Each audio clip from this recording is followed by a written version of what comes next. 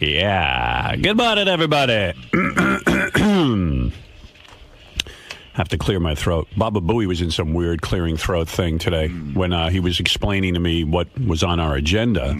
Every minute he was like, uh-oh. But a lot of phlegm. Oh, I was going to throw up. It's that time of year. It's phlegm time. Boff, I'm having a hard day. He announced it? Because No. even I'm like a little dry this morning. Oh, no, Yeah. you got a cold. No, it's just I didn't have any moisture. And Too many berries. Too many berries. You need to eat something. Too many berries. You need to eat a bird Have or a sandwich. Yeah, if I eat a piece of chicken, this will go away. you need to eat a fish or something. You need Some sort of animal. Something living. You need a squirrel. roast beef and provolone. People are now eating squirrels. Really? Yeah. And I'm sure Richard's dad. Oh, wants I'm sure squirrel. he's eaten lots of things.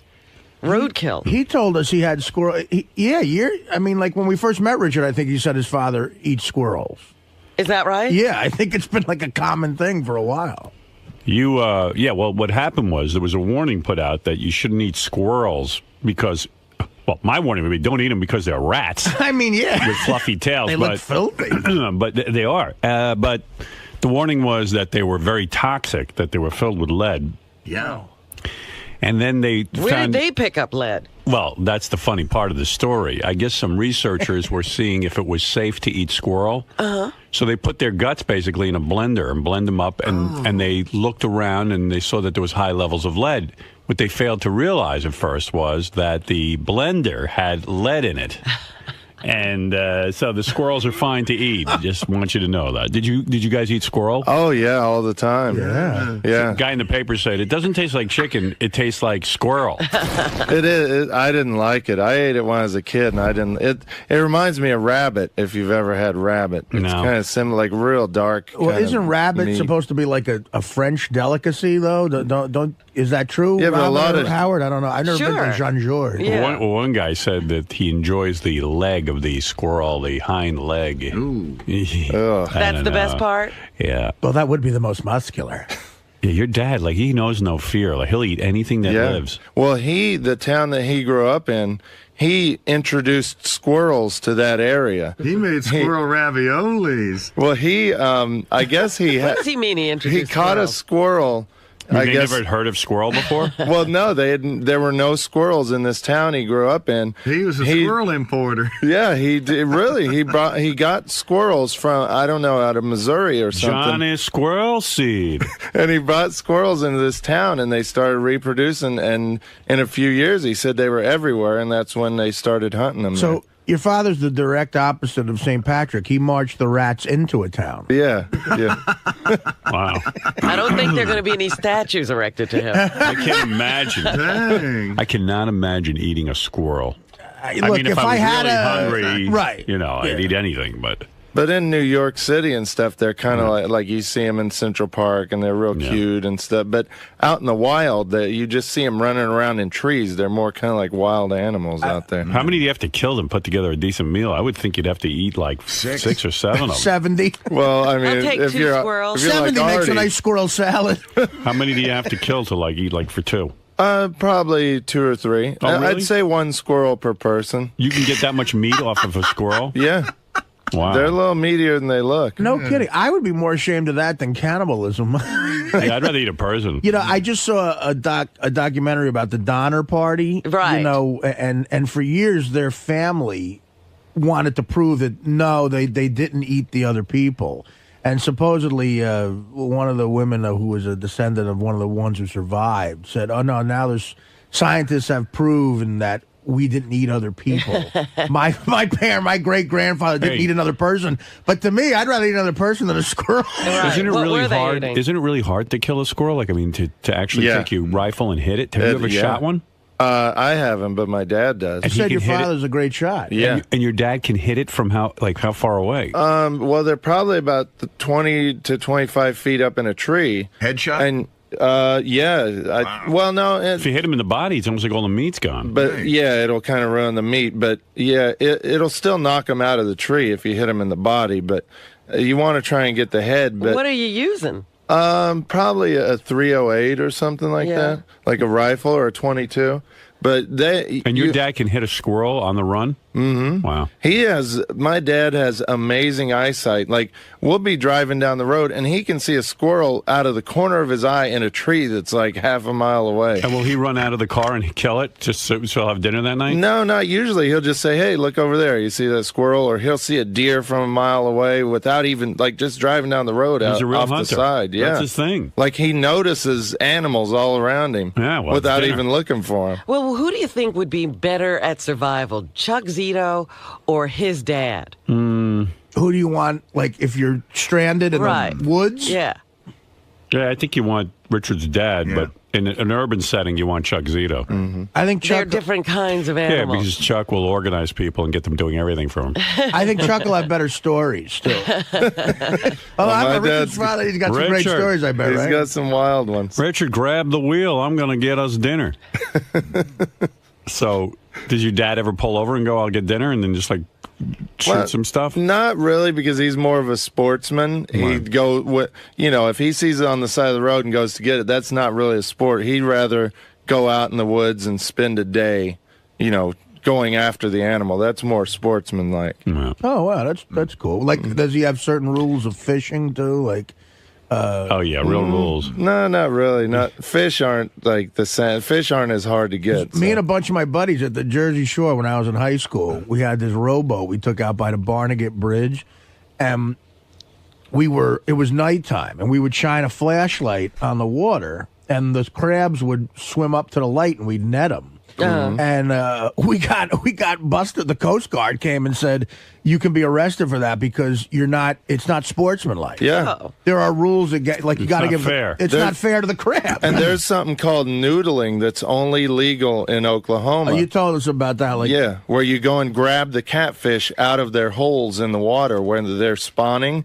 They're like laying their eggs in these holes in a certain time of year, and people can go reach into these holes, feel around, they'll feel a catfish and grab its mouth and pull it out. No. Sometimes the catfish are like 80 pounds, and there's people in Kansas you'll see with their fingers missing, or in Oklahoma with their fingers missing because they they were reached noodling. in and grabbed a turtle, yeah. Wow. happened there. But yeah, Imagine losing your finger to a turtle. So that's what all I those can't even missing imagine. fingers are about. Yeah. I was wondering. I knew what the missing teeth were from. I didn't know what the missing fingers were from. Usually noodling, yeah. I thought they were all shop teachers. Yeah, your old man's something else, man. Yeah, no, I mean, that's the guy you want, like your father was in Vietnam, too. So that's the kind of guy who goes. Like, they get these tough motherfuckers out there. And But then when they get back from Vietnam, they all move to like Kansas and get in the rural Because then they area. can still Yeah. hunt and Still kill shit. Well, Yeah. well, when I was growing up, all I ate was catfish because he fished all the time. Quail, we ate a lot of quail because he loved to quail hunt. Pigeons. Raccoon. We never ate pigeons. They were too much. I mean, pigeons, I think, carry a lot of disease. Mm-hmm. So we never ate pigeons, but just all wild game. That's what we lived on when I was a kid. Raccoons is the one that I cannot believe.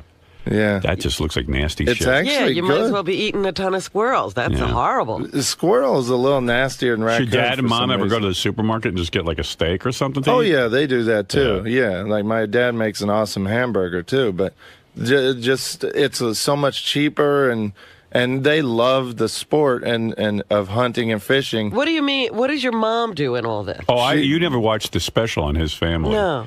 She's got a huge part in this. I mean, the dad goes out and kills it. He takes it back to this house of horrors. I mean, the barn, and then that's where he skins them. And then you can watch that whole. There's a special on Howard TV. I don't know if it's still up there because we rotate shows a lot. But there was one with Richard's parents, and then the dad skins him. And once he skins him, then it's over to Mom. Mom prepares the whole thing, cooks the whole thing. I mean, she spends all day on it because you got to get that squirrel and raccoon taste out of that meat. I mean, you just can't fry that up and eat it. Is I that mean, right? Yeah, she stews it for the whole day. Marinate. There's Yeah. onions. There's all kinds of crap. in Beer, there. sometimes you put it in beer. Yeah, you spend the day trying to get rid of the fact that you're eating a raccoon. Right. You know what I mean? Yeah, you got to get rid of what it is Yeah, to get it down. It's vile. I like to use cast iron. It seems to cook a little faster than your fancier stuff. Cut it down in smaller pieces. It cooks even faster. Okay, I'm going to cut up that about half a cup of onion to stick in there, and some garlic powder, a couple of bay leaves. There we go.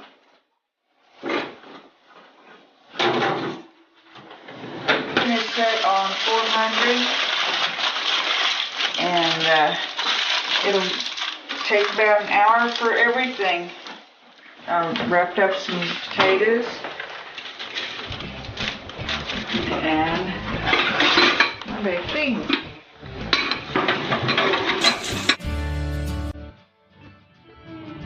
We're going to shred this. That way incorporate all the barbecue sauce into it, and it looks more like barbecue beef. And I have fooled a lot of people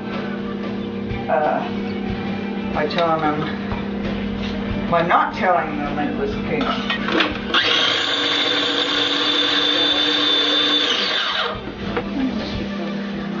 Pot with barbecue sauce. It's nice and spicy. Get it all warmed up and just add that to it. Sauce already heated, so shouldn't be much longer.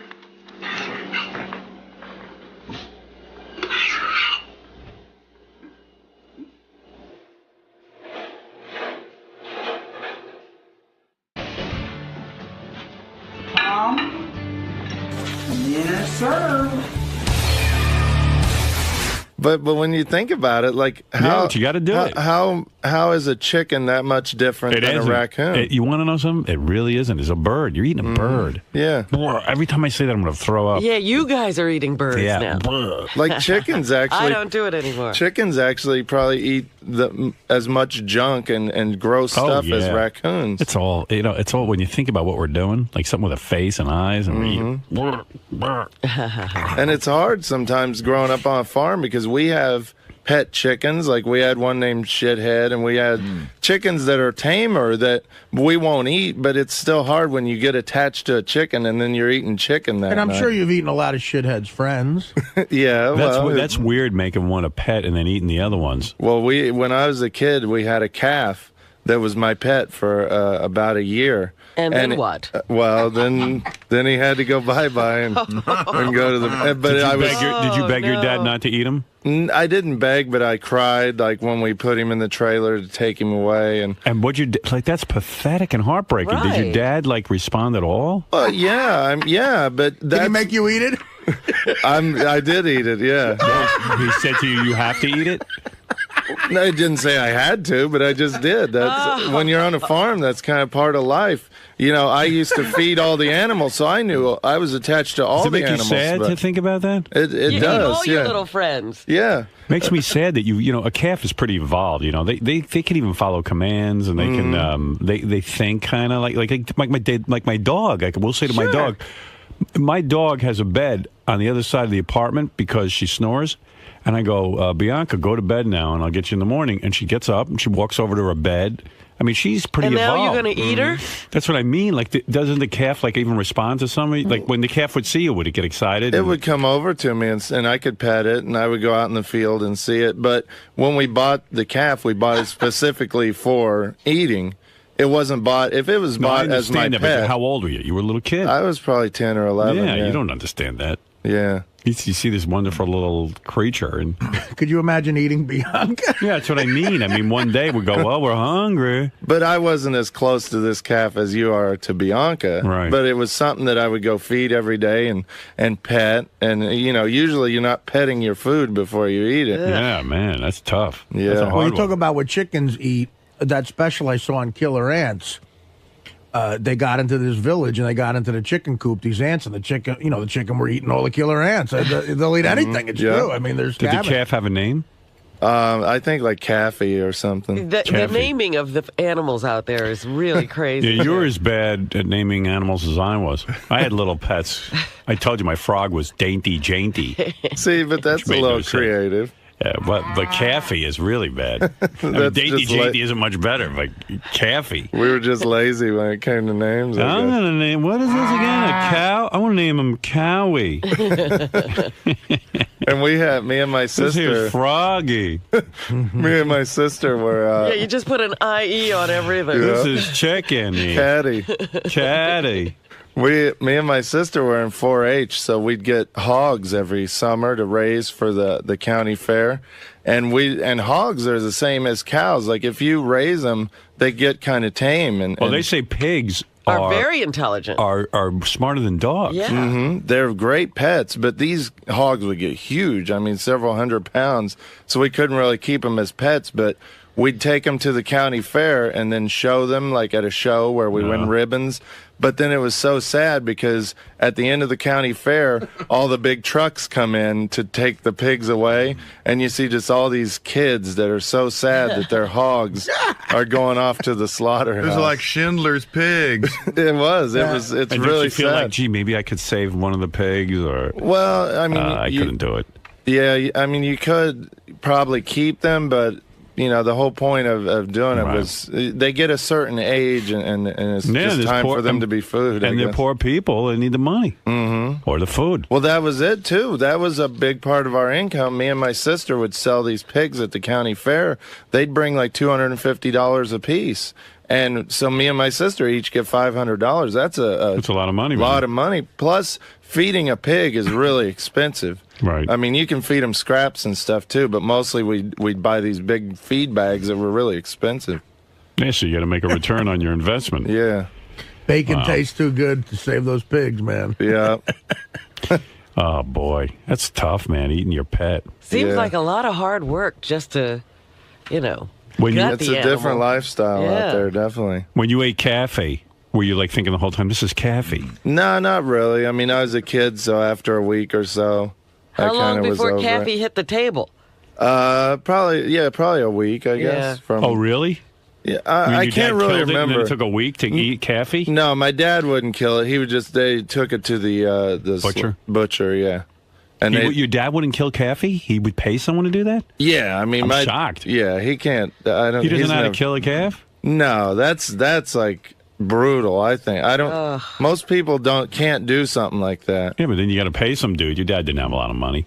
Yeah, but You know, but it was a lot cheaper than buying the beef at the store. That's why we did it because the butcher didn't charge much, and you could get a ton, like a year's worth of meat Off a calf. off of a cow or a calf. Yeah.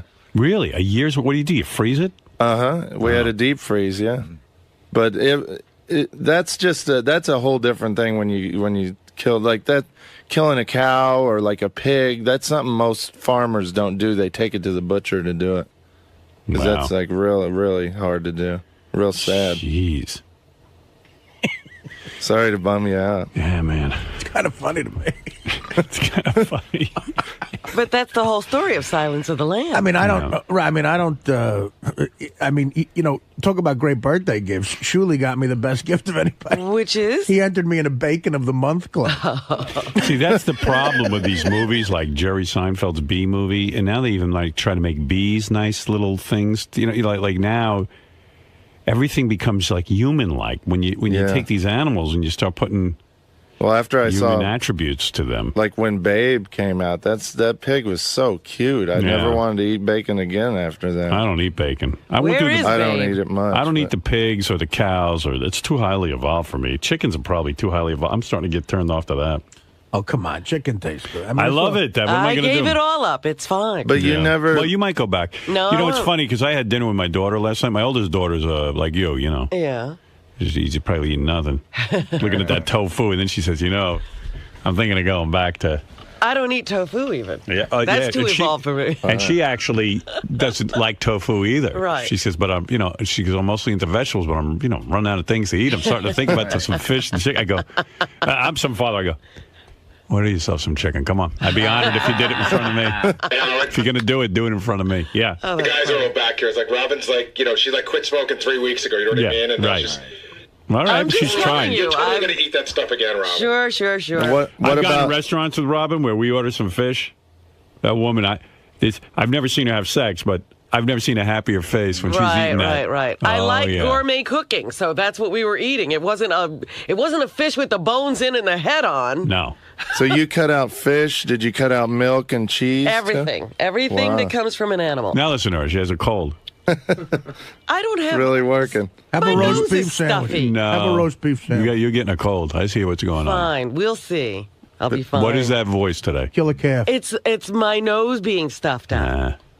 Too many animals. From too dry air. You need All some. those colonics. She's still getting a cold. You need some cashew parmesan. Look, you're eating fish and chicken. You get colds. But like I go to the strip house and I'll get a big steak with the sauces and everything. It's the greatest thing ever. You never miss that. No, I never liked it as a kid. It used to I used to gag on it. My mother would force me to stand there and eat the fucking steak. I would just. It was, But you've had to have been to like a gourmet steakhouse, right? They had a filet mignon or something. yeah, I don't even remember it. Oh man, I don't even remember A it. good steak, you shouldn't have to put all the sauce on it. Well, I know I'm kind of redneck, I guess. So I love you sauce. got a nice steak at like one of these great steakhouses in New York. You shouldn't put A1 all over that room. No, I don't. Some of the Probably one of Caffey's relatives. I know. I'm thinking about poor little Caffey. Descendant. How old was Caffey when When you ate him? Well, he was still a calf, but he was probably about. I mean, I considered him a calf. I guess he was probably about a year old, maybe. Wow. It's been so How long. much did he weigh? Probably maybe 800, 900 pounds, something like When that. you or would call, 1,000 when you would pounds. say, "Hey, Caffey, come here. It's Richard." Yeah. Would he walk over to you? Mm-hmm.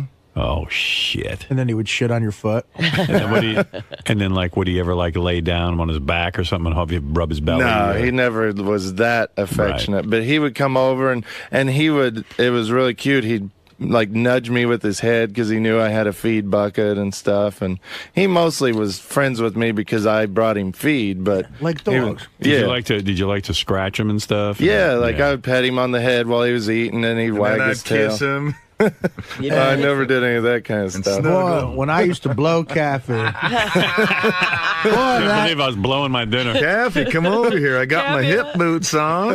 Caffey, come here. You're going to taste so good with ketchup or steak sauce. And I then got I a used to feet- put Caffey's hind legs in the front of my boots, and when I'd fuck him, he couldn't run away. I got a feed bag and a blow job for you, He Cafe. was stump trained. I'd tap him on the head, he'd back up. There was a guy in Kansas that they Here we caught. go. They caught him in a barn hanging upside down, and somehow he was banging a cow while he was hanging it. He had his feet tied to the top of the barn with a rope, and hanging upside down, banging a cow. Hey, Ned, what you doing? It's called tantric cow sex. Yeah, Was he doing it to crystal meth or something? it must have been. Yeah, there's a lot of crystal meth going on out in like Kansas. And you know. think it makes you screw cows? Well, you know what it is? No, I don't really? think no, that's just a whole nother perversion. But what it is that we all have this image in our minds of the small town and, rural America. And the truth of the matter is that a lot of these farms are an economic disaster, that the families Right. can't support themselves. The kids aren't really, getting up early and doing chores. They're all, they're They're converting. getting up screwing the cow. Well, they're getting up and converting their barns into crystal meth laboratories. it's an it's a good epidemic. crop, yeah, right? Oh my God, it's Really? a bad epidemic in the Midwest. Yeah. Like we call them crankster gangsters. You'll see these people, they look like skeletons and their teeth are black and rotted out, and Vampires. they're just obviously on crank, but they don't care. That's where those zombie movies come from. That's Yeah. vampires. Yeah. Yeah. I always thought the coolest vampire movie would be, see, if we just followed you around on the farm, and instead of animals, we looked at them as human beings who were in the service of vampires, you'd have the greatest vampire movie. In other words, how did we treat Caffey? Caffey was like somebody we fed and we even talked to and pet and all that other stuff. And then one day we just decide to slaughter him and eat him. Right. Oh, Like so that you're- would be a real to see like life in a vampire house where they listen They have a res- human farm, you mean? yeah, and Yeah. like some of the, in fact, they might even like some of the humans, and then keep them around as pets. They and let call 'em, like- and have them all naked and shit. Like you never put clothes on a human, not if you're a vampire. So I started thinking about this. I said I could write a really cool vampire movie. All I'd have to do is just hang out on a farm, and then turn the farmers into vampires. Yes, and the animals would be the humans. Right. What would you call the human pets? Like human-y or Yeah, no, something? you give them names. Yeah. Like this is my favorite, Dracula. Oh, you call him Dracula? Yeah, because I name him after the great Dracula. He's our hero.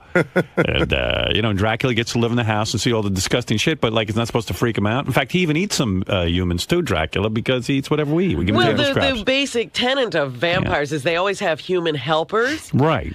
And then the gift they give to the human helper is immortality. Yeah, but I would one day convert them. My vampires would never do that. I would never convert a dog to a human. Although maybe I would. Maybe I'd say, you know what, I really like this one. Dog. I don't want to throw away. If you could, would you turn Bianca into a human if you had a way to? No, then Bianca would be annoying like all the other humans. I like Bianca because Bianca's a dog. But Bianca could live forever as a vampire dog. You see, dogs okay.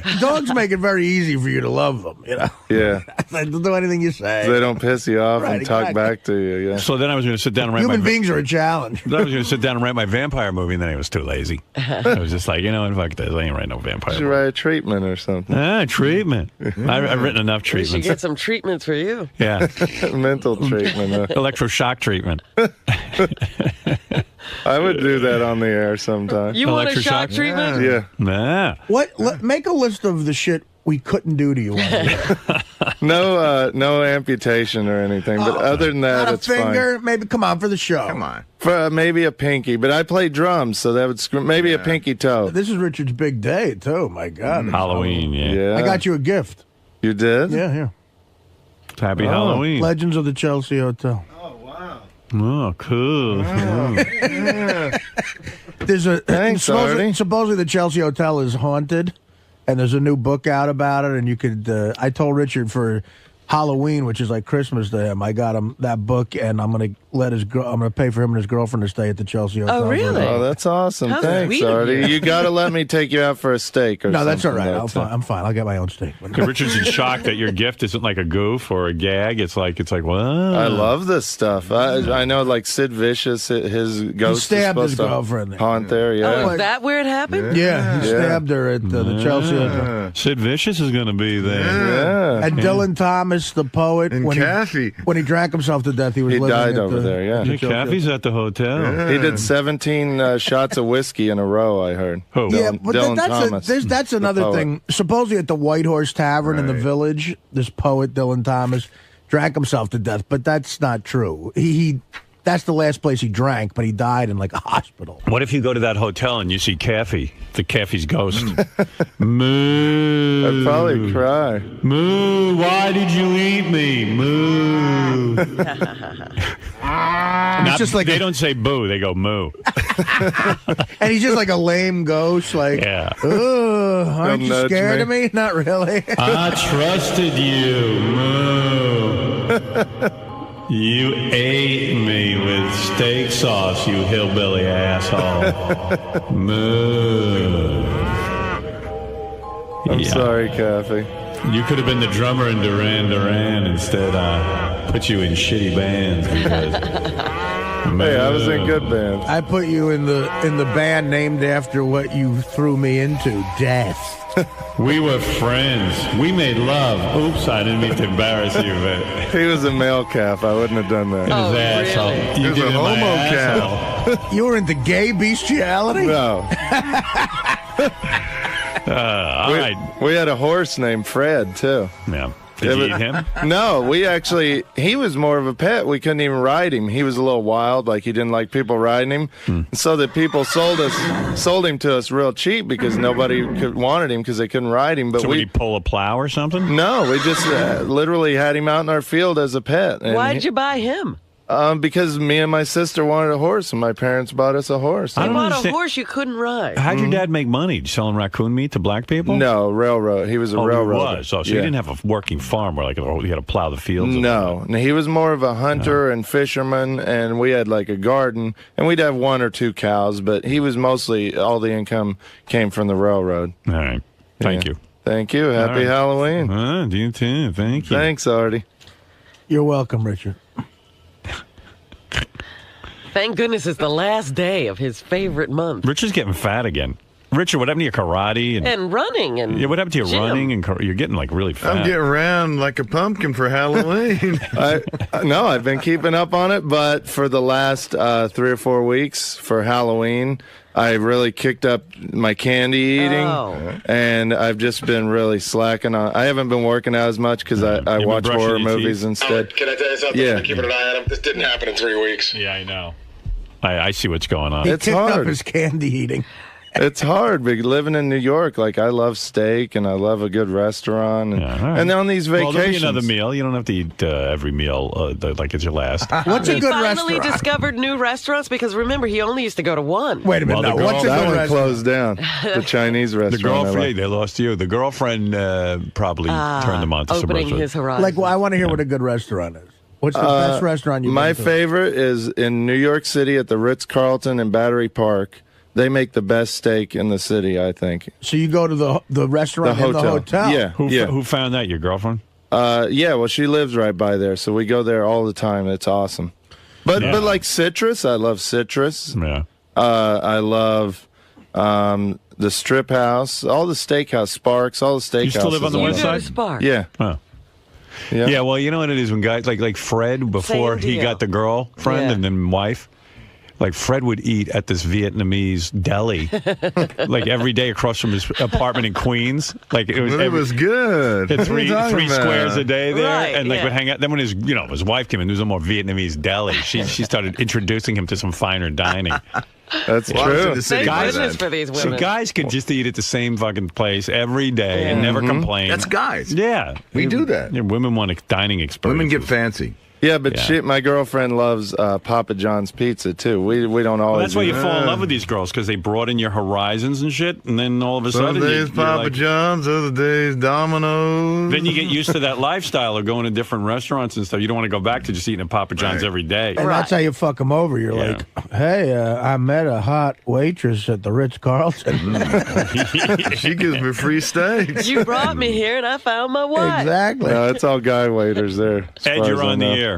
Hey, I heard you and your girlfriend just moved in together. Oh, Yeah. really? Is that right? You're living with her now. When did that big decision get made? A couple months ago, but her lease was up November 1st. So. Someone's going to have to kick it up on the showering as well. Yeah, that's true. Yeah, You You're get gonna to have shower every maintain day. Dang. Some kind of hygiene. Yeah, she don't I want am- to smell me. So will you shower every day now? Probably, yeah. Yeah. What does your apartment smell like? Did you have to fumigate it? Oh my man, I have like 10 pumpkin candles in my apartment, and I burn the fragrance oils too, so it smells oh my good. God. It's gonna burn down the whole building. Smells like a slaughterhouse. I love like smells, so I got a lot of candles. And Yeah. stuff. What are you going to be tonight at the Halloween parade? You know, I did my dress up on Saturday at Ross's party. I'm just going to observe tonight. Oh, I see. Yeah, I'm going actually this building. These people I know that are in this building, they're on the 3rd floor, so I can just look down on the parade and watch it. Don't you? It's Halloween. You're not gonna be in a costume, and this is your big holiday. No, I'm more into costume parties. Plus, we got to work tomorrow, so I can't stay out real late and I see. party. So All right. I think me and Ralph might meet up. Ralph is really into the Halloween parade. Not too, anymore. so- Oh, in the parade. Yeah, he's Yeah. into dressing up. All right. Thank you.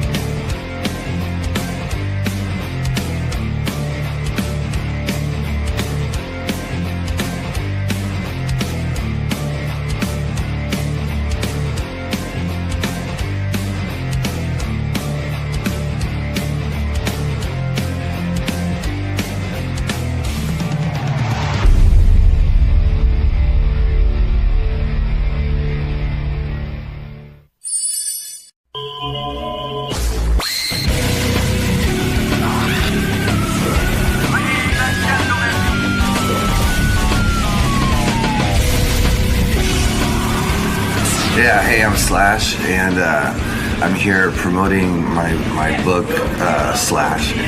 And that's basically it. And I have no idea. I'm sure Howard's going to ask me about a lot of the little stories that are in the book, but I don't know which ones he would have picked up on. Probably all the lewd ones, I'm sure. Now, is there anything that you don't want to talk about in there? I'd like to try and keep away from talking about Axl in any great detail, because that's always sort of unnecessary. And I'm pretty much wide open for anything else, though. Slash is here from the legendary band Guns N' Roses, and more familiar to you now is Velvet Revolver is his new band with and he's looking quite good with the great Scott Weiland, and I can't imagine what an effort must have gone into this for Slash to write a book. But I'm telling you, he doesn't look like a guy who would be calling you at 4 o'clock in the morning. With a story. I'm reading a lot of the book now, actually. Here he is. It's killer stories in there. Look at him. Look at you. That's you. All right. Guy's a great rock guitarist. Spent many a day, I am sure. When you wrote this book, Slash, did you talk about your days as a really young man where you would... I mean, he was so... A few rock stars write about what it's like to become a professional musician. I mean, yes, people concentrate on the more sensationalistic aspects of this book. After you've gotten there, the sex, the drugs, and all that stuff. But didn't you have to spend endless hours in your room practicing this guitar to become a virtuoso, which you are? It's mentioned. I mean, I didn't get into it in great detail. But see, they always, just gloss over that it part. talks about how I got into it. I don't like where your microphone is. You do me a favor. Just shift your. It's in your headphone, but shift your headphones down like this. All right, hold on. Gary, help Slash for Christ's sake. Is that better? Say something. Yeah, I think that's right. Take a look at that, Gary. Help Slash out for Christ's sake. The man's not a professional broadcaster. Oh, there it is. Okay. There it is. Cool. Okay, now it's good. Now it's good. So what I was getting at was, I mentioned how I got started and what I was into, what I was listening to at the time, and how I used to spend 12 hours a day and how I got completely engrossed in the whole thing and whatnot. There was a period. Does take 12 hours a day. Right, but it's not because for me personally, it's not because, you go, okay, it's whatever time, 9 o'clock in the morning or something. I start now, and then there's a lunch break, and then I get done. No, you were a kid who was obsessed with guitar. I was obsessed, yeah. So every waking moment I spent with the guitar. And what was it that inspired you? I mean, what was it that made you say, I want to play the guitar? So, it's a long story. What happened was Steve Adler, the original drummer for Guns N' Roses, he and I met when we were about 13, and we basically ditched the 7th and 8th grade together, and just we're best friends. And he had a guitar, a little cheap guitar, electric guitar, and a cheap little amplifier, and he had a little turntable, and he used to crank Kiss, as loud as it would go, and then turn the amp up. And he didn't know how to play, but he would just bang on it. And it was the excitement of that started that whole sort of you can imagine teenage thing where it's like, oh yeah, we got to start a band. It's a great thing in life when you have a passion like that. Do you think that you had exceptional musical talent, or was it this unbelievable dedication to practicing? I think basically I was raised on a lot of music because my parents were in the music business, and I loved rock and roll from the minute I could remember. And then when I actually picked up the guitar and put those realistically 3 notes together that make a rock lick, that have that rock sound to it, right, I had a knack for it. Did you ever take a professional lesson from a teacher? I tried to, yeah. And it didn't work? Well, what happened is I had this guy. When I started, what I was getting at with Steve was he was going to play guitar and I was going to play bass, right? So I went to a local music school that was in the neighborhood. And I went in there without an instrument, and I said, I want to learn how to play bass. And the teacher was like, well, do you have an instrument? I said, no.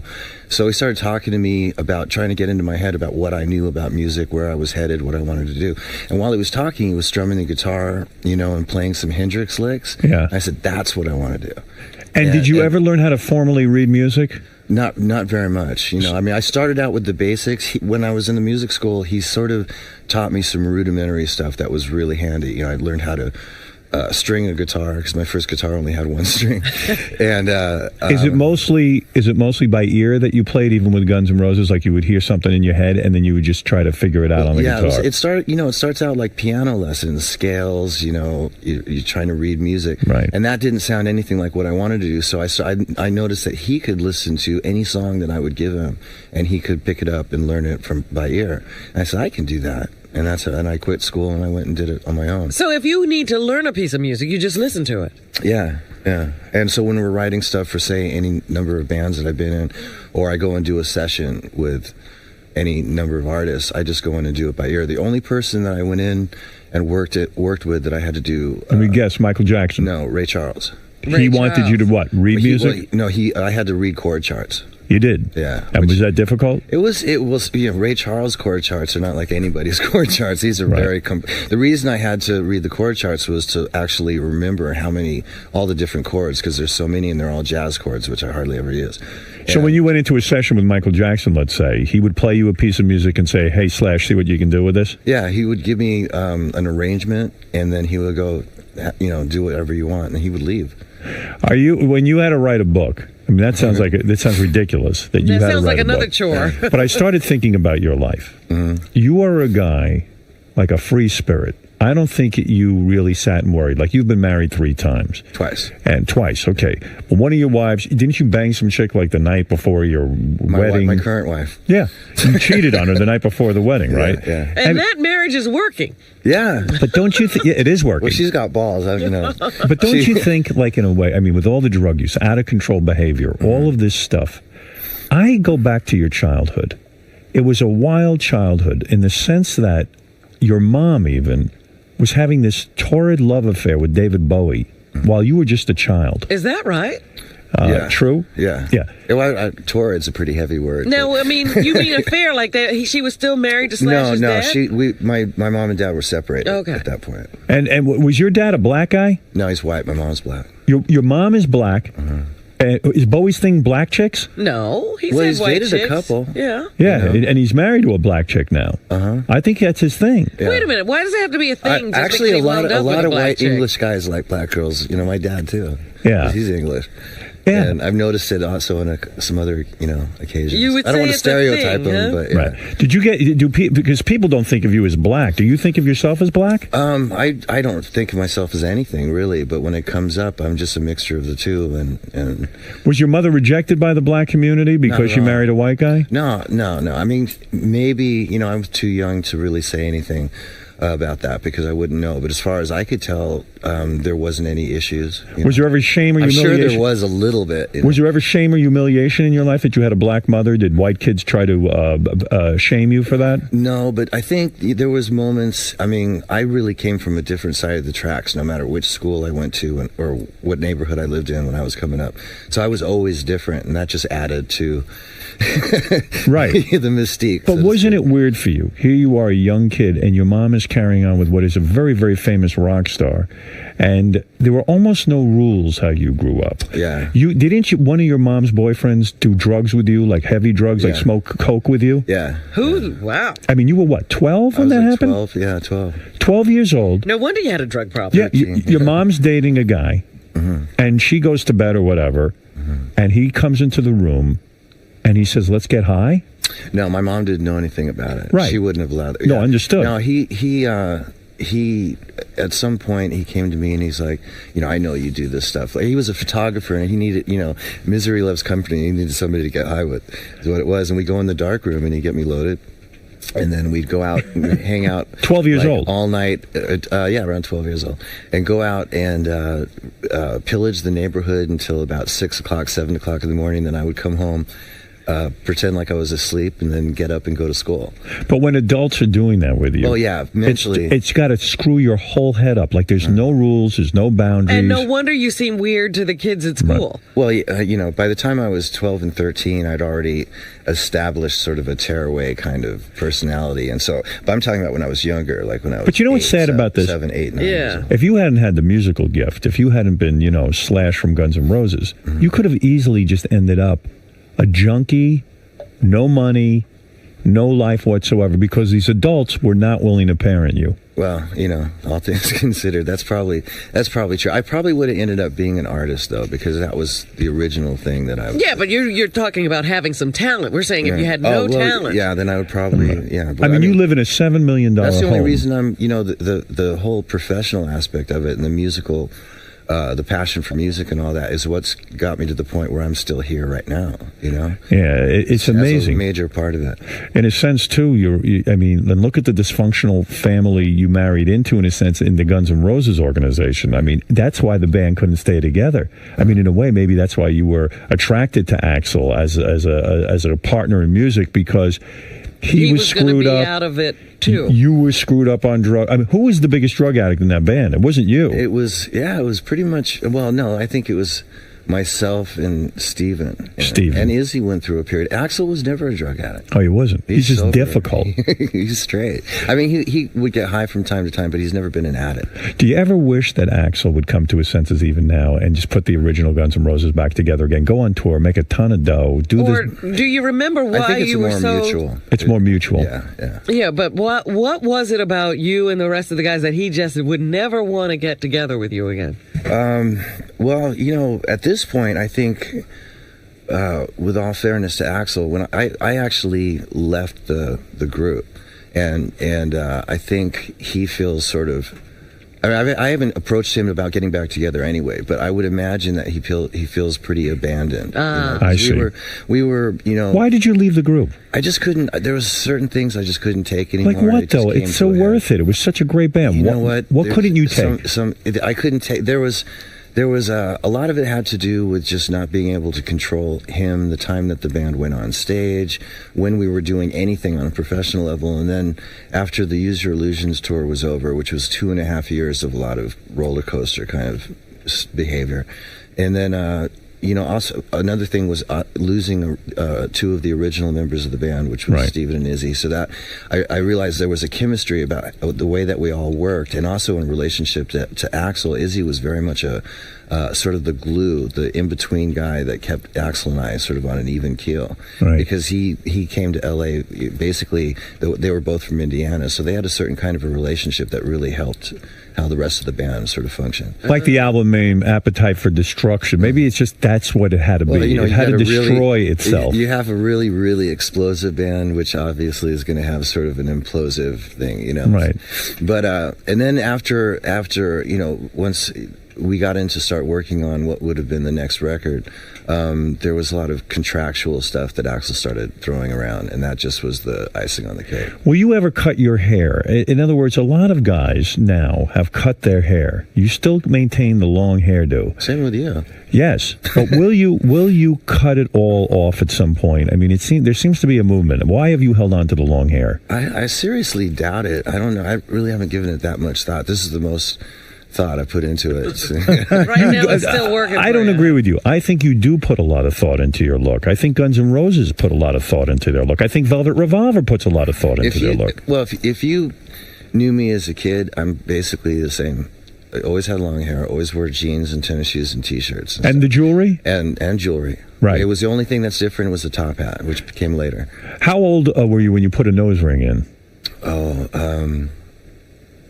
I must have done that during the Snake Pit days, so that was like the mid-90s. So there was nothing you could do that would shock your mother. Your mother had a rock and roll lifestyle. I remember when I came home with my first tattoo, and I was like 15, 16 years old, and she was like, well, you know, the cliche, she goes, you know, you're going to have to live that the rest of your life. And that was the last I ever heard of it. That was, she didn't care. No. Did you ever feel your mom didn't care? Very, very, very cool. And I was raised with a lot of very freedom. cool. When your but wait a second. Yeah. When your mother was having a relationship with David Bowie, was that the coolest thing that could have ever happened? How old were you?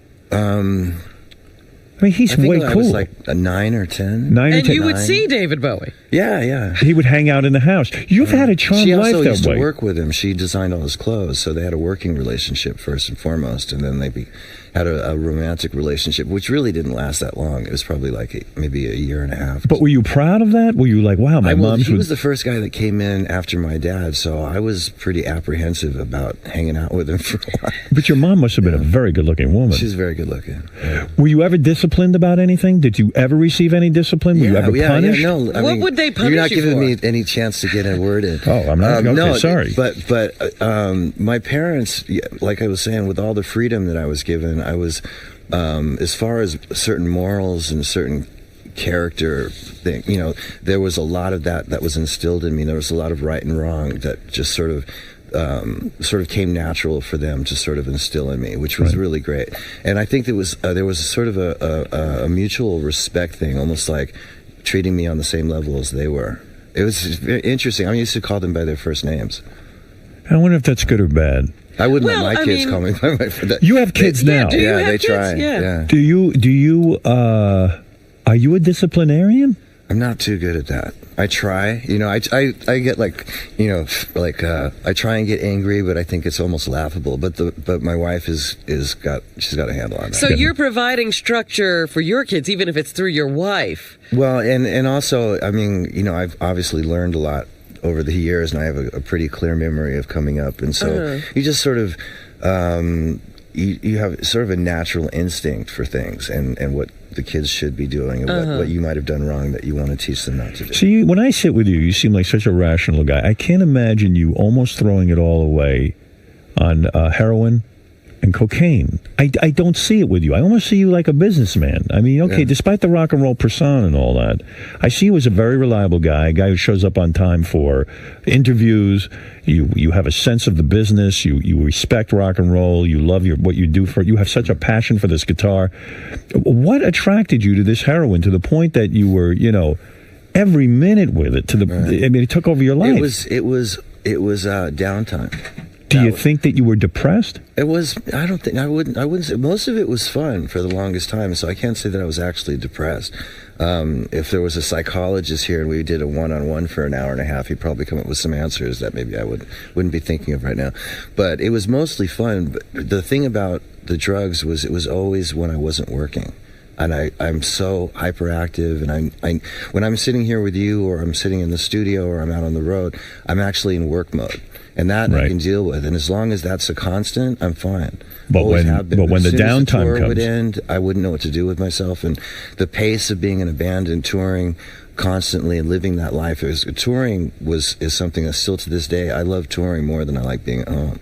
Right, I still can't mellow out. Right, and I'm learning how to adjust to life not working, so that I don't go into the abyss like I normally would. Is it hard for you to be a husband and a father when you really yearn for the road and the freedom of the road? I just have to take them with me. I mean, I love them to death, so I make it work, but I have to admit I'm a little antsy when I'm at home for too long. The last time you cheated on your wife was before you married her. You've been able to remain faithful? I haven't cheated. On all honesty, I haven't cheated on her once since we got together. It's remarkable. Yeah, but now, are you on any kind of medication, or you... You on Subutex? No. I did do it for a minute, though. Yeah? How do you get off heroin? You say that in your book that you go cold turkey.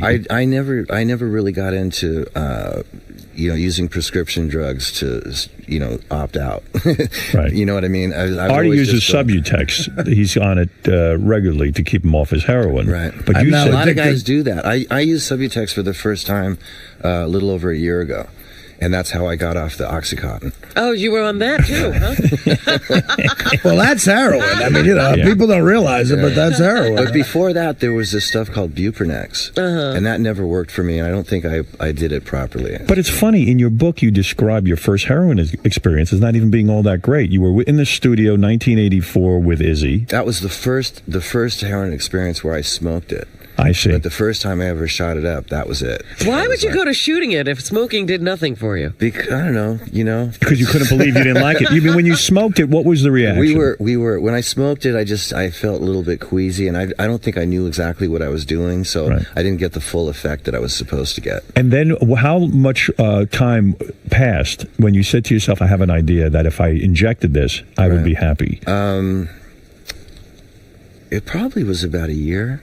A year? Yeah. Maybe in those days, a short amount of time seemed like forever. So it could have been 6 months, but it seemed like a year. You mainlined. Yeah. But isn't it a weird thing, to start wrapping your arm with something and cooking up drugs? It's actually half the fun. Oh, really? Yeah. It really? Do you still dream of it? Do you still miss it? No. You don't? You know what? Because I stopped doing it as on a regular basis in like 1991, as soon as Guns N' Roses went back out on the second record. And I stopped and I chipped a couple times along the way over the course of however many years. I probably put like maybe 7 or 8 times, and it never was as good as when I first did it. It was always chasing the dream, pain in the ass, and it just after a while you just resigned to the fact that it's just not going to be like that anymore, and you sort of let it go. All right, so you're drug free now. I've had moments where there's been people around who have had it on it, and there's in the back of your mind there's that sort of like, a sensation of going, oh yeah, wow, but your rational thinking just takes over and goes, you don't want to go. You never did any rehabs I did my first real rehab stint about a year ago. Really? Yeah. That recently.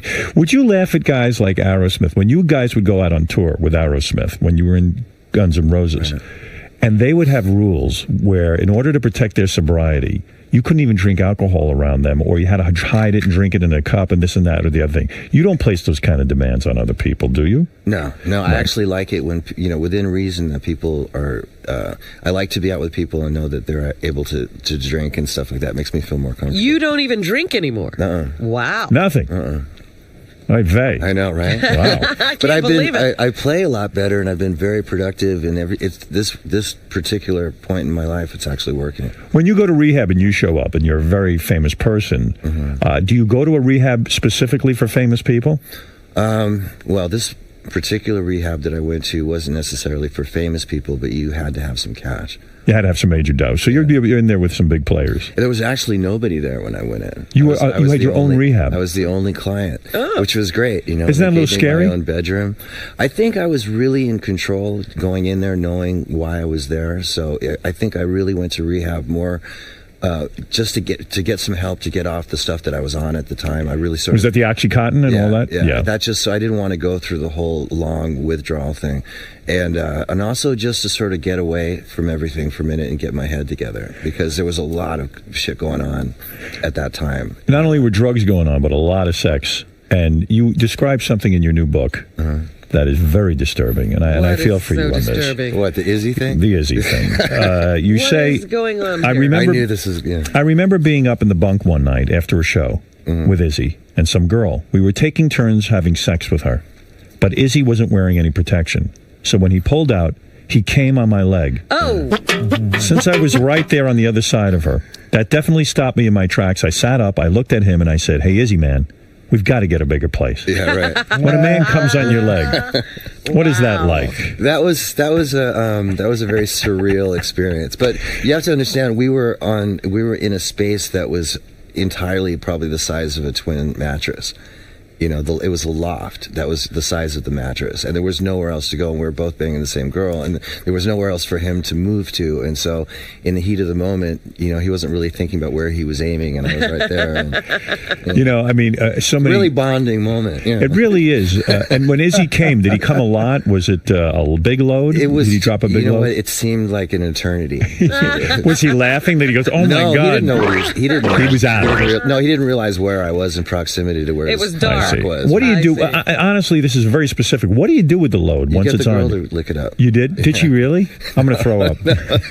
What do? You wipe it off with his shirt? I used one of the blankets on the mattress. When you're living that close with a bunch of guys and everything, the one thing I don't get is double teaming these chicks. Here, this is certainly a tremendous amount of variety on the road of women, especially when you're in a cool band. This was in the old days. This was like before we ever hit the road, when we were just like the scourge of Hollywood local band. Did you ever feel bad for the women? Did you ever have any sort of, this is what I'm talking about with your childhood. Like, it's almost like there were no rules. Like, some woman comes in, she's almost disposable. You take her in there, you fuck her a couple of times. I'm not one of those guys.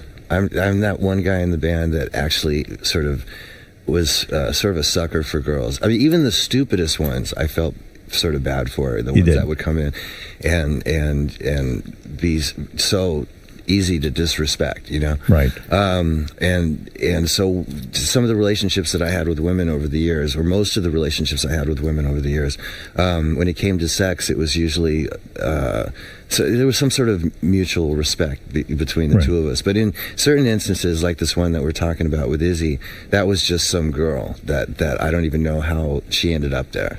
Did you ever share women with Axl Rose, the lead singer of Guns N' Roses? A couple times. You did? Yeah. So you were that close everybody shared. Huh? That's amazing. I never got into that. Then again, nobody wanted to share with me. Who wanted to see me naked? Certainly not another guy. Does it feel a little bit gay when you see one of your bandmates naked there, you know, and you know how they It's funny. You do can it. sort of. You don't really get into the watching them per se. Right. It becomes sort of an animal thing. That you're not really paying attention to them. You're with the girl, and he's with the girl, and you're not really focusing on him at all. And you don't want him in any. Like I had an incident a long time ago where I used to have these parties at my house, and party loving people would come over, and we would have a lot of interaction. Yeah. And I was on the landing in my house with this girl, and I was on the floor, and she was on top of me, and Ron Jeremy happened to be there, and he came up behind her without even asking, and then sort of got behind her, and I was like, oh. And then all of a sudden I felt invaded. Yeah. So there has to be it's not one of those kind of things. I watch some porno movies, and I just couldn't handle. There are rules, in a sense. Yeah. You didn't want Ron Jeremy joining in. Yeah, there can be some awkward moments. Awkward in the sense, too, like when you have to follow Izzy, let's say, or Axel, you're the second guy in the girl. These guys have already come inside the girl. I mean, does any of that bother you? That bothers me for some reason. Why am I so uptight? That's really, my problem. Of all people. Am I uptight? It's not really being uptight. It's just certain people have certain limits to what they think is, acceptable. That never bothered you. Yeah, there's certain aspects of it that bother me. Yeah. I'm not. I'm sleazy to an extent, but there's another part of me that's got a moral center that there's certain things I won't accept. But are there rules as to who goes first? I have a wide. Yeah, but like are you the king bee in a sense that like you go first and then the guys follow? I never thought about that. I'm actually racking my brains trying to figure out how that works. So did there come a time when let's say Izzy was banging a chick, he finishes, then you say, now I'm hopping on? I don't think it ever really worked that way. It was usually one of those kind of things that if we were sharing a girl, it sort of all happened at the same time. So would you prefer the mouth or the anus or the vagina? Well, we never did the anus. Anus, the two, Right. Yeah, that's way out of control. What's that sign that they got? That, what is that called? Double, not DP, not but double penetration. I learned this in Canada recently. I can't remember what it's called though. Anyhow, I think he would be doing her and I would be getting oral. Right. We might switch around, not in any particular order.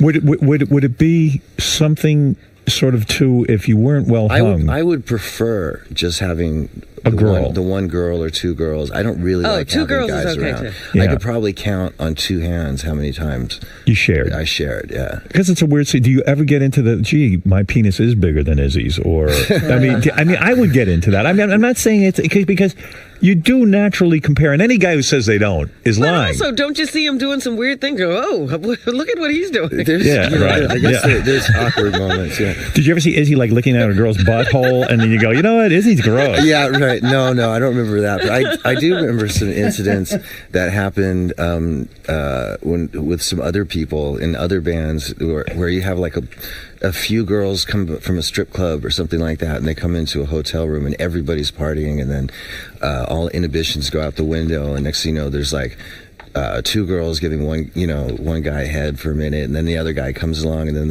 you're all standing together and they're all doing it, and you sort of at that point.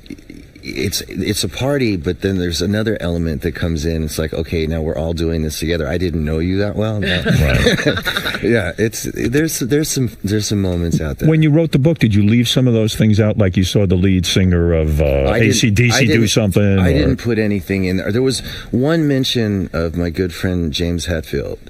From Metallica. Right. Yeah. And I put it in there. I didn't want to get him into. I didn't want to. What'd you see him do? What'd you put in? He was in my hotel room, in the actual bedroom part, and I let him use the room with this girl that he was with. And this was a long time ago, way before he got married. Pre-marriage, yes. Yeah, of course. And I needed to go in the room to get something, so I sort of opened the door and was creeping in, and he was head fucking her against the wall.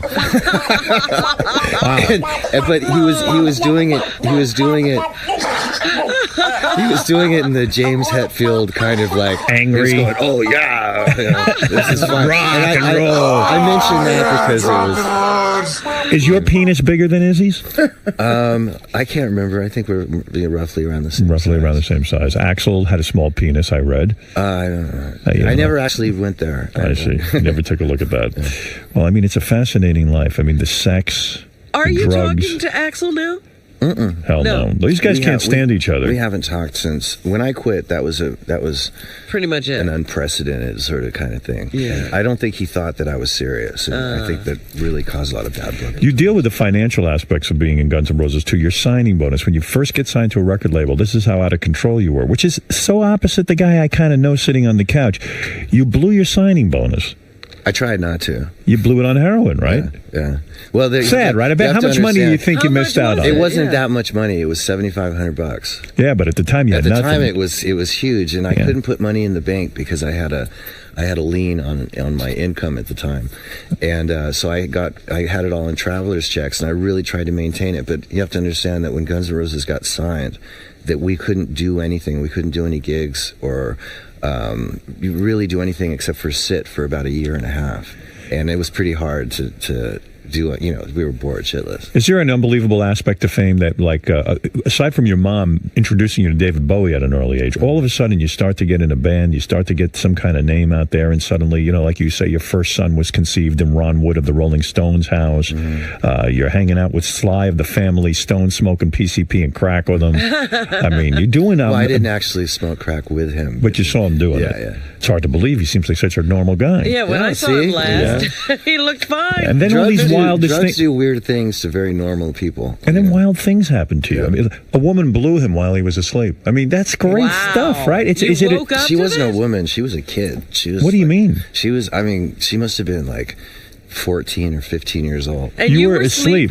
I was sort of asleep. I sort of half woke up for that. I mean, this is not a normal life. You know that. I mean, most guys. It's all fun, though. I got to tell you. You bet. I have no regrets. Oh, I bet. I was going to ask you that. Certainly, but you shouldn't. Also, my parents, I came from sort of the whole free love generation. Right. Everybody was very uninhibited in those days. And when you talk about David and whatnot, I mean, I was raised around a lot of musicians, a lot of entertainers, right. And it was all like that. I mean, I remember walking into a friend of my mom's place one time. I mean, adults were always having sex when I was a kid. And it wasn't. All of this. Yeah, it wasn't lurid, that kind of sex. It was just sort of a more loving kind of. I'm telling you, he had a childhood with no rules. Yeah. I mean, you thought it was normal to walk into a room and see adults having sex. Well, I mean, it would have been abnormal for them to keep me around. Did you ever see your mom having sex? Only once. Who was she having sex with? With your dad? Yeah, I walked in one time. That's weird. Yeah, that was weird. I never. What position were they in? I bet it's frozen in your mind. It was missionary. It was. Yeah. And did you stand there and watch? There was that second that lasts forever. Yeah. You saw it going in and out. No, it wasn't that close. I was on the other side of the room. That's got to be traumatic. Yes, Gary, what do you want to ask? No, I just wanted to ask Slash, because there's stuff that you're reading. I heard that you don't talk to Axl anymore. And there was that weird incident a couple of years ago, and I just never understood, Guns N' Roses, the Axl Guns N' Roses, played the Hard Rock on New Year's Eve, and Slash went there just to see what was going on, but I never understood what actually happened. What happened was my wife and I saw an ad for Guns N' Roses at the Hard Rock at the Joint in the Hard Rock, and so we made a plan to go there. It was New Year's Eve, so went down there, sort of got myself set up, made a phone call, got set up, and then went down there, and I was forbidden to enter the venue. But did you ever say to Axl, "Hey, I want to come by and see you"? No. And he didn't want you in. The whole building knew I was coming. Why do you think you went there? Were you looking for confrontation? Were you looking to say to him? They were saying that the rumor was I had my guitar and my top hat, and I was going to go in there.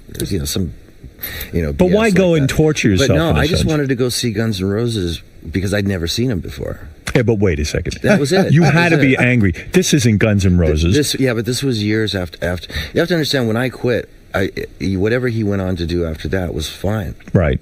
And I knew he was going to continue on with the name because that was one of the things that was leading up to the split anyway, when it first came up. And so I was really intrigued. I wanted to go see what Guns N' Roses was. What do you think of like Van Halen right now, where they get rid of Michael Anthony, the original bass player and backup vocal guy? They put in Eddie's son. Eddie Van Halen's son is in there now. Like, does that kind of burn you up a little bit? Because that's what Axl tried to pull with Guns N' Roses. He tried to replace the whole band. Right. Do the fans deserve to see... They don't want to see Van Halen or Guns N' Roses with other players. Well, I think it needs to be made very clear to the public that the original members will not be there, which... Somehow with the Guns situation, I don't think that happened. I think that's why you went to the show that night. You wanted to sort of say to Axl, "Go ahead, you do this in front of me, asshole." It wasn't like that. I will tell you how it was. It was really pretty innocent. Just wanted to go see. I mean, think about it. How interesting would that be? Yeah, but you couldn't have been surprised by their reaction. I would be angry. I was. There's a point there. It's like, oh, come on, get off it. What am I going to do? Yes, Gary. It was weird because there was one time I went to see Guns N' Roses, and of course you're looking for the guitar player to be Slash. And it could have just been sort of, nondescript. And instead it was that weird guy, Buckethead. Do you remember? That was on the MTV show. It was a guy with a bucket over his head, and it was almost like calling too much attention. I was him for Halloween a couple of years ago. Were you? You were Buckethead? Yeah, but let me just put one thing in. Do you think Buckethead is a talented individual? I don't really know his work. I really don't know his work. Okay. I've heard he's a really accomplished guitar player. Okay. Very technically, fluent. You say that as a put down in a way, that a guitar player has he's not a rock guy, A rock guy has a certain soul to his guitar. Yeah, exactly. Is that what you're saying? Yeah. It's not just all about technical. I have heard a couple of pieces of music from Buckethead, and it's technically proficient, but doesn't have any heart. So, in other words, you kind of say, hey, there's two types of musicians. There's the guy who can go in and read charts and get that all done, and then there's you. You can walk into a studio and make something magical happen. Something like that. It's like if somebody picks up the guitar and has the balls to really come from the heart and expose himself, emotionally on the instrument, you can tell, you can feel it. Getting back to the sex for 1 minute. Wait, let me straighten out one thing about the Axl thing. Yeah. Just with all due respect to Axl, he didn't know that I was banned from the venue. It was a manager thing, which actually happened to be our old manager, who I hated with a passion anyway. And so he thought Axl might not react, positively if he knew I was there, so he decided to take it upon himself. But did Axl ever reach out to you afterwards to say, "Hey, I heard you were there. Sorry you couldn't get in. Would have loved to have seen you"? No, that's not his style. No, he doesn't do reaching that. out. No. Now, okay, sorry. Getting back to the sexual thing, it is amazing.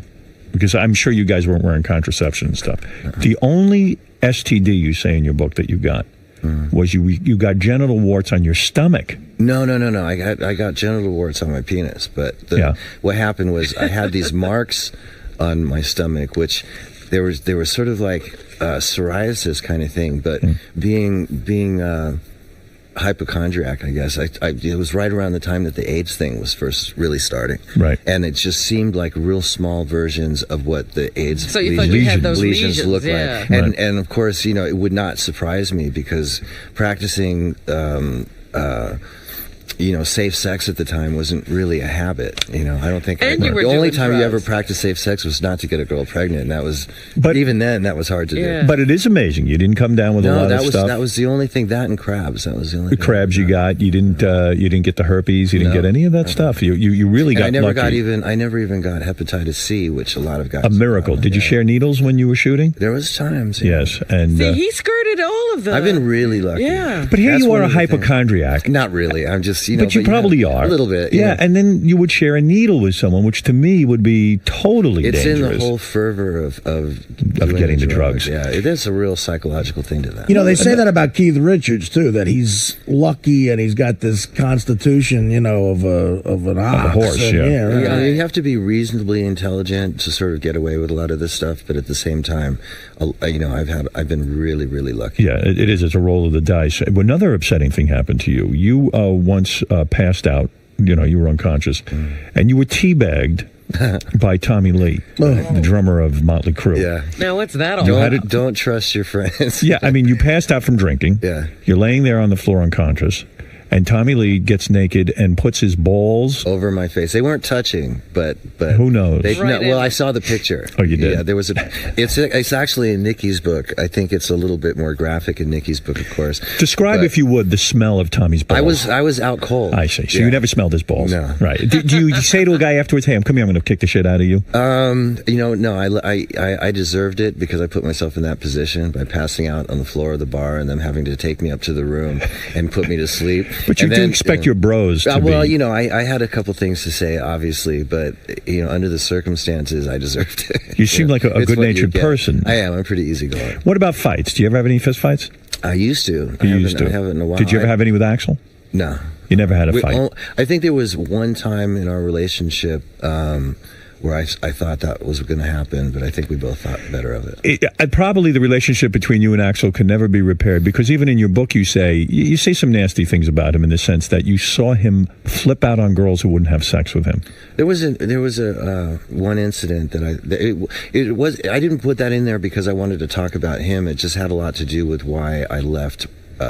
We were in rehearsal at the time, and we were staying in Chicago, and why I left Chicago, which is a whole story. What did you see that night? Nothing I'm going to get into here. What do you mean? He yelled at a girl or he hit her? I just reacted inappropriately. In other words, hey, you have to give me sex with him. Yeah. But there was, you know, I really don't want to get into all that, because it wasn't that big a deal. It wasn't that big a deal. I think the reasoning behind it and so on and so forth, I thought was sort of unsavory. So I just got sort of disgusted with the whole thing that was going on at that period. So I don't want to single that one incident out. Why did you have sex with an old girlfriend the night before your wedding? What happened there? Were you scared to get married? Was that it? And you just said, hey, shit, I got to get out of this thing? The first marriage I got into was an ultimatum. Right. And I don't think I went in the right. I didn't go into it from the heart. And so I'd sort of dated the girl that is now my wife. Right. You know, not really dated, but we saw each other on occasion, and we always had a good time. And she knew that. She knew that we had sort of a connection. Is this the wife when you were doing my movie you were hanging out with? That's the one that I was married to then. Right. Yeah. That was the first one. Yeah, I divorced. She was hot. She was, you know, she was a good-looking girl, but it was an ultimatum. I'd been caught. She finally caught me. Someone ratted me out for everything that I'd done behind her back. I mean, literally everything. Aren't friends great? Somebody had it in for me. Why would they do that to you? And so we split up for a while, and of course I was out on tour, and I started feeling lonely. And just because of all these things I did to her didn't mean that I didn't care about her. It was just I really wasn't ready for that serious of a relationship at that point, I think. Are there any? But there, again, there's no rules, you know. So like you would just say, hey, screw it. I was like a sex addict at that point. You were. I was out of control. When you went to rehab, I used to keep 3 and 4 hotel rooms in every hotel. So really? I'd go bouncing around. So that's part of your thing. You can't sit still. So so keep yourself busy with women, right? Yeah. Why not? It's like drugs. Yeah, that ain't bad. You know, you can't knock it, though. A lot of famous women? No, not necessarily. I mean, some more famous than others, but look at you. How many women you figured you banged in your time? Come on, I don't. Give me a number. I don't have a number. You up over 500? I have no. Look at you. You didn't keep any records? Of course not. Are you kidding? There are written records. It's more thorough than a German concentration camp. Anyway, so what happened was Perla heard that I was getting married. Actually, she came to my bachelor party, which was a co-ed bachelor party because what I was saying was I called my girlfriend up. I called my girlfriend up, who was going to be my wife, and I said, let's get back together. And she said, not unless we get married. And I was like, oh. So you had to do it. And so then we did it, and Perla, who'd known me from previous, came around and said, ha ha, you know, and then somehow we ended up doing it the night before my wedding. Beautiful. The wedding was doomed from that point on. The marriage was doomed, you know. But I feel really bad because I actually put her through something. I'm not into hurting people's feelings for, you know, being inconsiderate. How are your children going to rebel against you? It's going to be tough. I don't know. I'm sure they'll find. They'll be all kids find something. Yeah. They seem like good kids, or what? They're great kids. They are. Yeah, they're out of control too, though. We have to work really hard to keep them in check. Right, because you're used to having a life. My wife rules. and I, when we first, our whole relationship, up until when we had kids, we were probably the craziest couple you'll ever meet. Oh, I believe that. And so when the kids came, it sort of, I guess it was payback. It's like, okay, we got 2 boys. It's like, who are the great bands today? Anybody turning you on musically, or are you just fed up with the whole scene? You know, I don't have a lot of positive things to say about what's going on with rock and roll right now. Right. I mean, it's about as far removed from the genuine article as far as I'm concerned. There's some bands that are still around that came out in the 90s, which I might have not thought that much of then, but I think huge, you know, I think they're great now because they're the only bands around that have any inkling of what that kind of rock and roll attitude. What's an example of one of those bands? Well, Foo Fighters are great. Foo Fighters are great. One of the greatest bands that's come out in the last 15 years. Did it surprise you when the drummer from the Foo Fighters turned out to be a lead singer and guitar player? Yeah, I mean, what did I say? Drummer from Nirvana. Yeah, from Nirvana. Yeah. I remember the first time I saw the Foo Fighters was here at what's the place by Dave Letterman. Right across Roseland. I saw him at Roseland, and it was great. And that was in like not too long after Kurt died. It was shocking and to you, probably. But he is a great band, and he's a great songwriter. Yeah.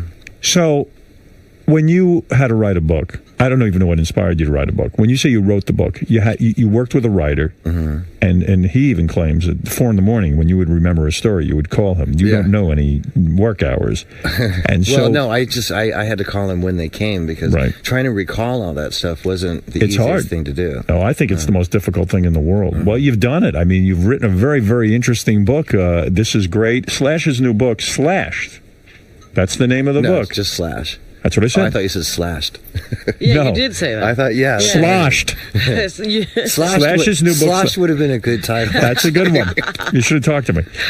The book Slash is in stores now, and you can check out Slash in Guitar Hero 3 in stores now as well. Best game ever, by the way. Isn't it cool? Guitar Hero Howard is the best fucking game. It's one of those things I got involved with that I don't consider a sellout because it was so cool. Yeah. Better than chess?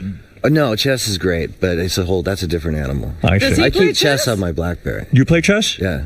You're not on the ICC, What's the ICC? Chessclub.com, Internet Chess Club? No. Oh. Because Howard could play with you. I will play with you. Really? Oh, yes. That's when I remember starting playing chess when I was pretty young, and I've always had a thing for chess. I don't want to brag, but I'm a 1600. No, I believe you're probably pretty good. You seem like you would be. Yeah, I'm no retard.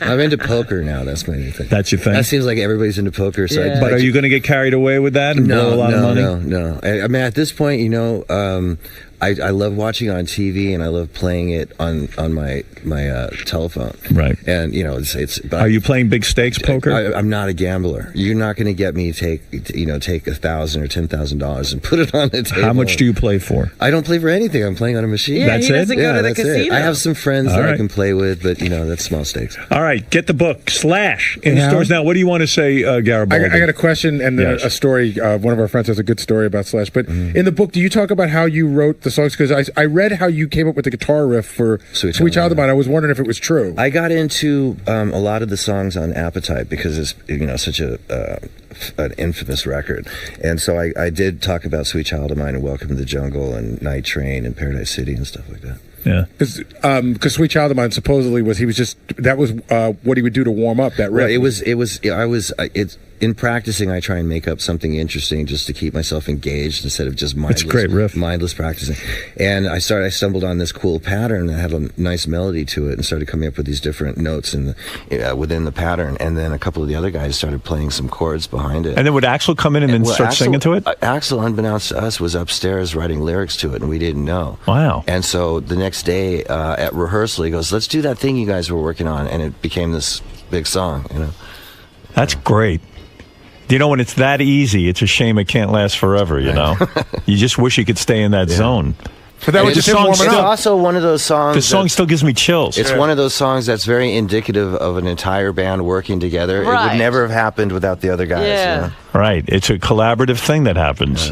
But you were this is your warm-up exercise. It's not a warm-up exercise. He said that. Well, that's what I read. What was it? It was just something that I made up that I was just thought was interesting. Practice, yeah. But I never would have probably made a song out of it. It was very private. They just happened to pick up on it. And Axl walks downstairs and says, "Hey, listen to these lyrics I'm working on." He didn't say anything. It was the next day. If I remember correctly, he goes, "Hey, play that thing you guys were jamming in the living room yesterday." And so we started playing it, and he started singing something. So he was up there listening and writing. Wow.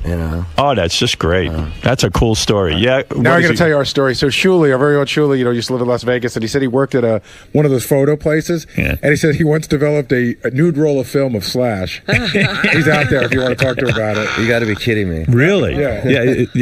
Why would you do that on camera? You don't care. You probably I don't believe this, but what was it, Shuley? You worked in a camera place.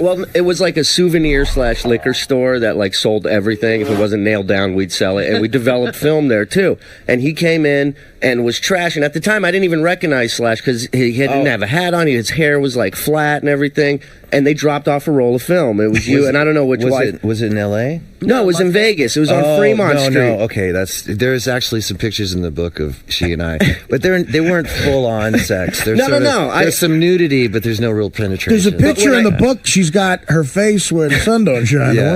When I developed the film, that's when I realized it was Slash because there was a picture of him in the shower, and I saw this tattoo on his arm of himself. It says Slash with the hat. It's a tattoo. He was actually of a girl, but it has my name. Oh, it does. Okay, well, character. And he was nude, and he's just standing there in the shower. How was he hung? Was he have a big penis? Yeah, it was huge. I made double prints. I put it in the book we had for naked photos. We had a book underneath for nude pictures. You're very gracious. That was very nice of you. Well, Slash, it's a pleasure. It's yes, Artie. Can I ask him a couple of questions? Yeah, go ahead. What? How you doing, man? Artie.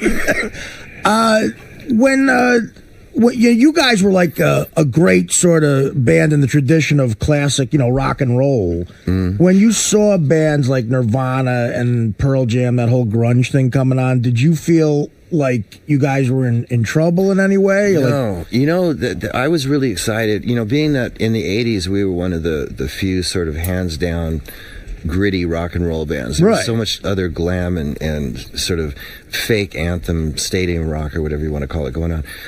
When grunge happened, which I still have a hard time calling it that, but in the 90s, in the early 90s, when Nirvana, Alice in Chains, Soundgarden, what's the other band? Pearl Jam. Yeah. And bands like that, those were the main ones. I thought it was great because it was like some new blood, and I was really addicted to a couple of these records. So was it a turn off to you? You liked it? What would you rather call it? Just rock and roll, like anything else, It was right? basically just an extension of what we were doing. Right. I agree. I agree. And just one real last thing. I've struggled with drugs as documented on this show, and I'm curious, what created more chaos in your life? Because I have a definite answer to this. Yeah. Coke or heroin? What do you think created more like chaos? What made you more out of control? Cocaine or heroin? Coke definitely made me more out of control. But we keep mentioning Coke, but I only speedballed Coke, so I always had it with heroin. Oh, really? I did a couple lines here and there. Like I used to hang out with Sam Kinison back in the day, and he used to blow my mind. He'd do a line the size of this table in one hit. Yeah, I mean, really some serious business. Yeah. Coke's not really my drug of choice. It's too up. So you always had heroin? I'm a heroin guy. Wow. But some of my weirdest stories in the book are about when I'd run out of dope and it just end up with the Coke left to shoot, and then the hallucinations that go along with that. Right. You said at one point you put your fist through a piece of glass shower. There was something that happened, an incident in Phoenix, where I probably would have gone to jail for a good amount of time. Really? And luckily, there was a promoter there. My manager called. That was probably one of the few. What happened? One of the few good things they ever did for me. They got me on a plane and sent me back to L.A. like that. What did you do though? I tripped out in this resort. Coke. Yeah. You started to hallucinate. Yeah, completely. And I was running around this resort, running from something I thought was chasing me. You were naked, weren't you? Yeah, I was naked, and I ran into this maid who pressed charges. Oh my goodness!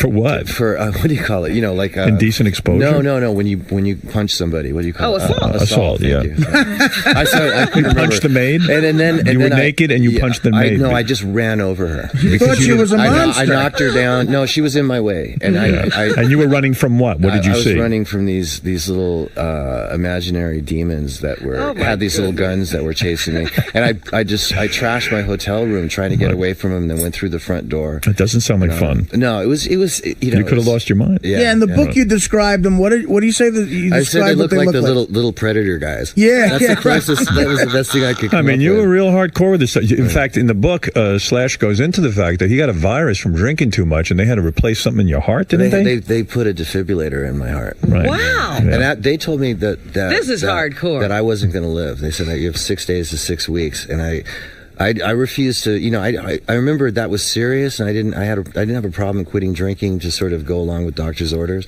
But I was really concerned with getting all because I had to cancel the tour, and so I wanted to make up those dates. Right. And that's what got me through it. And I was back on the road within months. Because when you're on coke or heroin, at least me, you can drink endlessly. And when I would go on a coke binge, I was more into coke in my 20s because it forced you to be social. Cocaine, you were out, and that's why it created more chaos. But heroin, you want to withdraw and be by yourself. I'm an introvert by nature, so doing coke and socializing, it's like, it's okay. It makes it more, like, I go out now and I realize why I did so many drugs, because I just can't stand being it's around like people. Boring, you know, Right, hang out at a bar, everybody's talking, and you're like, this is why I used to drink.